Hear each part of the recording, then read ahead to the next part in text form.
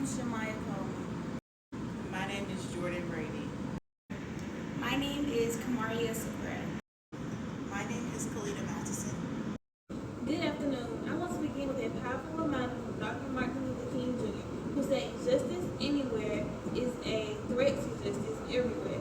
These words call us to action, to recognize and confront the inequalities that continue to shape our world today.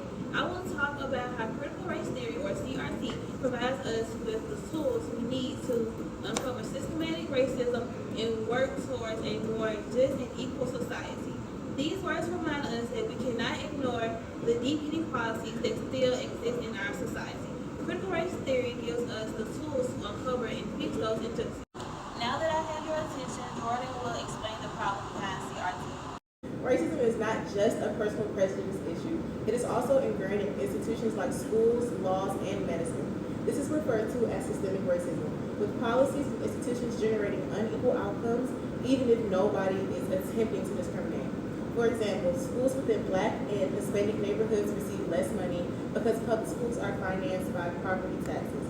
That's not due to personal bias, but it's a result of discriminatory housing in the past, yet it still leaves education unequal. Within the criminal justice system, people of color are stopped more frequently, arrested more often, and punished more severely than whites for similar offenses. Such trends persist even if the absence of explicitly racist laws are not there. According to random research, in almost 500,000 cases, white men's sentences were 13% shorter than Black men's and 19% shorter than Hispanics. Similar issues exist within healthcare and workplace, where people of color are given substandard treatment and are discriminated against during hiring, often off the basis of names or zip codes. Racism is not just about hate, it's about unequal impact. To fight against it is not just to change attitudes, but to change institutions that perpetuate unfairness. Next, we'll be listening to Kamaria gives a solution on critical race theory. Critical race theory offers a powerful framework to address the deep-rooted problem of systematic racism by encouraging people to critically examine how laws, policies, and institutions maintain racial disparities. It operates by highlighting the lived experience of marginalized communities, analyzing the role of race and legal structures, and questioning supposedly neutral systems that often disadvantage people of color. Critical race theory helps educators, policymakers, and community leaders identify and disseminate unfair practices, making it a valuable tool for creating more equitable society. According to Critical Race Theory Training and Education.org, in order to expose the public to racial biases permeated in long-standing institutions at a collegiate level, advocates have been pushing for changes in the undergraduate curriculum, ranging from mandatory class in anti-racism to forcing instructors to embed anti-racist ideology in their class material. By using CRT in schools, workplaces, and government, we can start to address the inequalities that have been ignored or hidden for generations.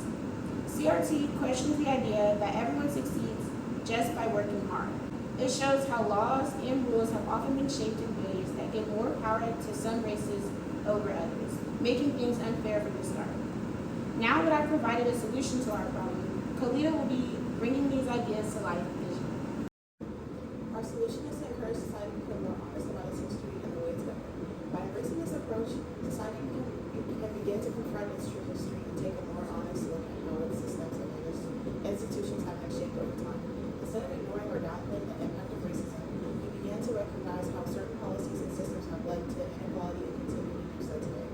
The awareness gives institutions the opportunity to identify and correct practices that disadvantage people of color, whether in schools, the workplace, or the legal system. According to Education Weekly, an emerging subtext among some critics is that curricular excellence can't coexist along cultural responsibility, teaching or anti-racism. Bringing diverse perspectives into education is a key part of this process. When students are exposed to multiple viewpoints, especially those that have been historically marginalized, they are better equipped to understand and address ongoing injustices.